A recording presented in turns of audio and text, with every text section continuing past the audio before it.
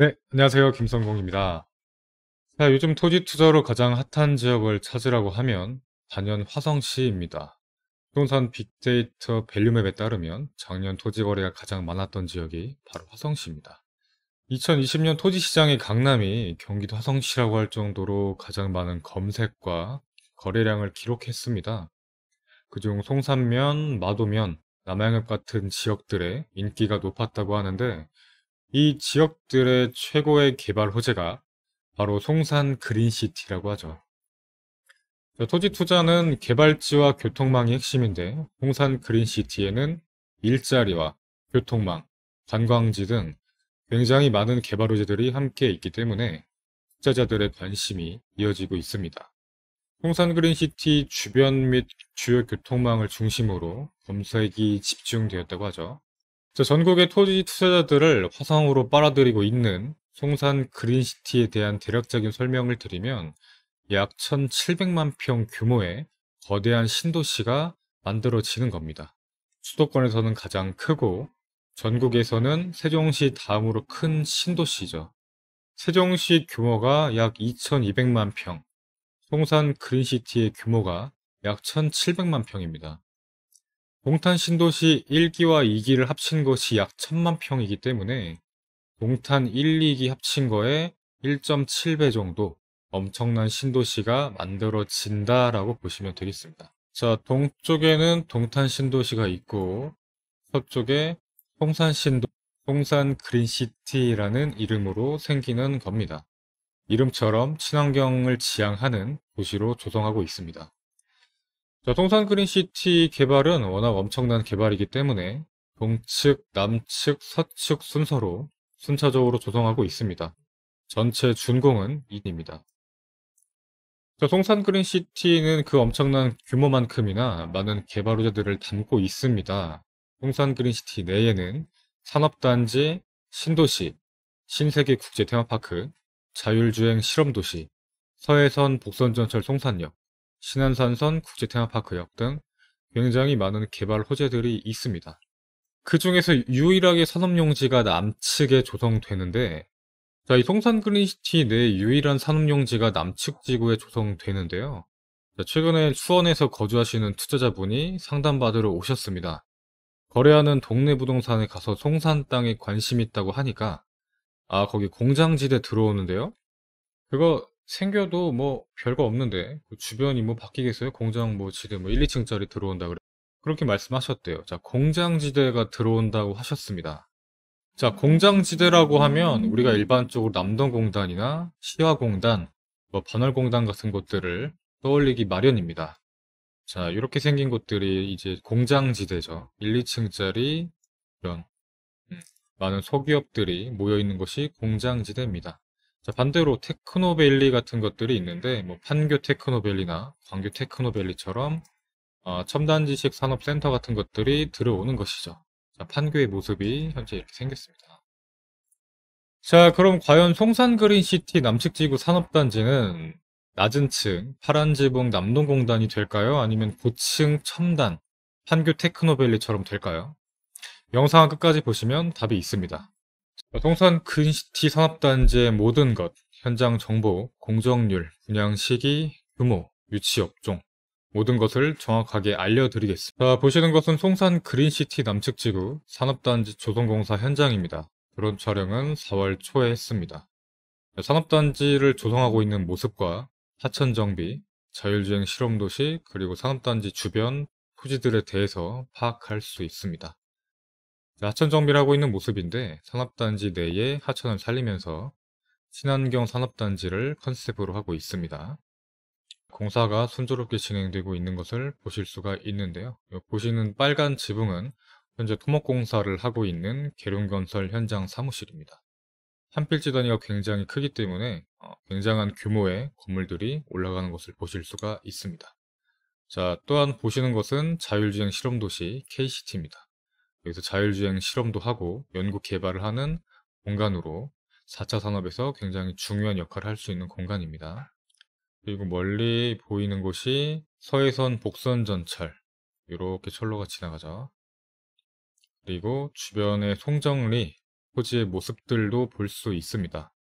자, 송산 그린시티 남측 지구에 거대한 산업단지가 만들어지면서 그 주변으로 크고 작은 공장과 창고, 주택들이 끊임없이 개발되고 있습니다.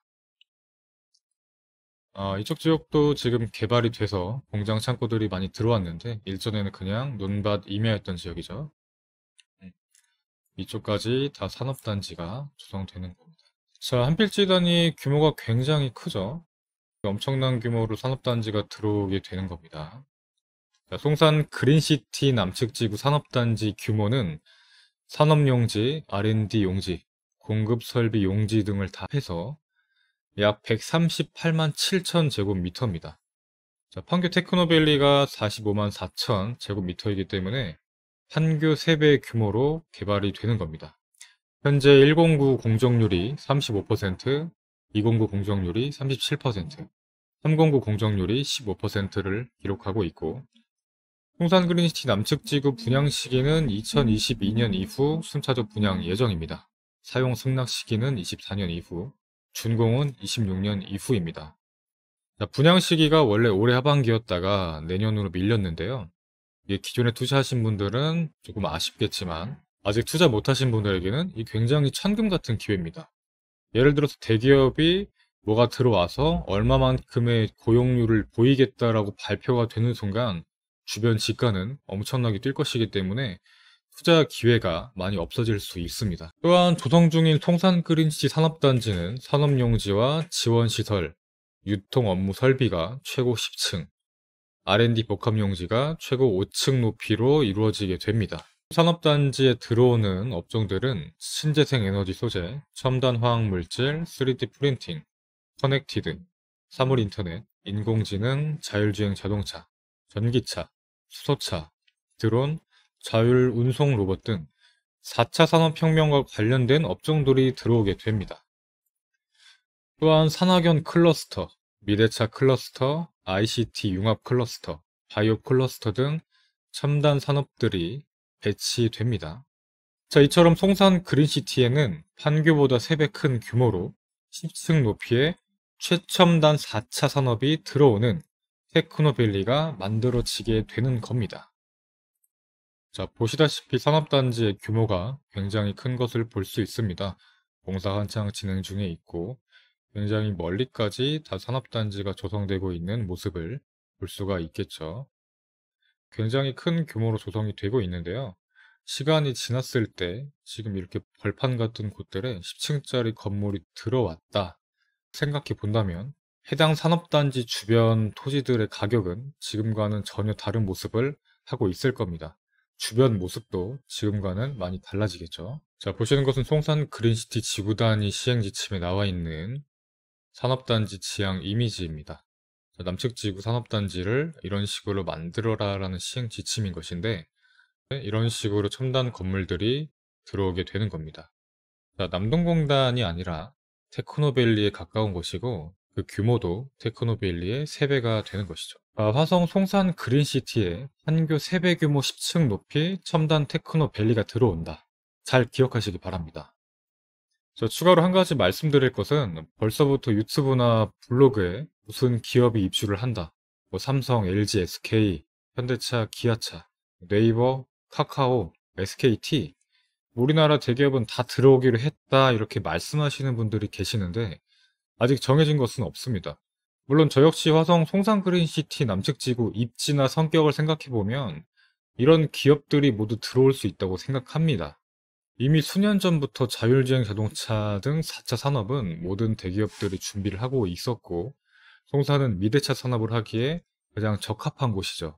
다만 그럴 수도 있다는 가능성과 그러기로 했다는 확정은 다르기 때문에 정확하게 알고 투자하시기 바랍니다. 산업은 일자리를 조성하고 조성된 일자리는 인구를 유입시켜서 부동산 개발과 지역경제 발전을 가져오게 됩니다. 자, 기업을 품은 도시들이 일자리를 창출하면서 해당 지역을 발전시켰다는 보고서입니다. 한 2, 3년 전에 제가 블로그에 올려드렸던 정보인데 기업의 도시가 성장하느냐 쇠퇴하느냐를 가르는 관건이라고까지 할 정도로 이 산업에 대해서 중요성을 많이 밝히고 있죠. 삼성이 평택에 들어와서 실업률이 크게 떨어졌고, 기아차가 광주에 공장을 증설하면서 고용률이 크게 증가했고, SK하이닉스가 이천시에 공장을 지으면서 고용률이 크게 올랐으며, LG 디스플레이도 파주시의 고용률을 크게 높였다고 얘기하고 있습니다. 또한 기업 성장이 도시의 삶의 질을 개선하기도 하고 인구 성장을 촉진하기도 한다고 밝히고 있죠. 기업의 성장이 도시 경쟁력 향상과 세수 확보에도 기여하고 있다고 합니다. 도시의 성장과 발전에 있어서 혁신적인 중심기업의 역할이 굉장히 크다고 밝히고 있죠. 자, 이런 이유로 산업은 건물이든 토지든 부동산 투자에 있어서 굉장히 중요한 요소입니다. 그런 산업단지가 송산 그린시티 남측 지구에 생기고 있기 때문에 우리 같은 토지 투자자들이 주목해 볼 만한 것이죠. 자, 과거 판교는 운중천의 널빤지를 놓고 걸어다닐 정도로 개발이 안 된 한적한 시골 마을이었습니다. 뿐만 아니라 대부분이 개발 제한 구역이나 공인용 산지로 개발이 될 수 없는 지역이었죠. 그랬던 곳에 산업과 교통, 인구가 들어오면서 지금은 경기도 아파트값 1위자 첨단 산업을 선도하는 도시로 거듭났습니다. 도시가 변화하면서 부동산의 가치도 굉장히 크게 올랐는데 한 땅의 개발 공시지가를 열람해보면 98년도에는 59,800원이던 땅이 2006년도에는 120만 원을 올랐고 2020년도에는 2,300만 원까지 올랐습니다. 이게 산업의 힘이고 부동산 개발의 힘이겠죠. 자, 도시가 개발됨에 따라 지가 상승 역시 엄청나게 변화합니다. 과거의 판교가 지금과 같은 모습으로 바뀔 걸 알았다면 어땠을까요? 무슨 수를 써서라도 투자했을 겁니다. 한자촌이던 판교에 3차 산업이 들어와서 일자리 7만 개를 만들었고 부산광역시와 맞먹는 매출을 발생시키면서 우리나라를 대표하는 명실상부 IT의 메카가 됐습니다. 자, 마찬가지로 지금은 시골인 화성 송산 그린시티에 판교보다 3배가 큰 규모로 수평 높이 최첨단 산업이 들어오는 테크노밸리가 만들어지는 겁니다. 정말 투자해볼 만한 곳이라는 거죠. 자, 이 산업단지만 놓고 볼 때 당연히 투자 가치 높은 곳들은 용폴이나 삼존리, 석교리나 송정리, 두곡리 같이 산업단지와 가까운 주변 지역들입니다.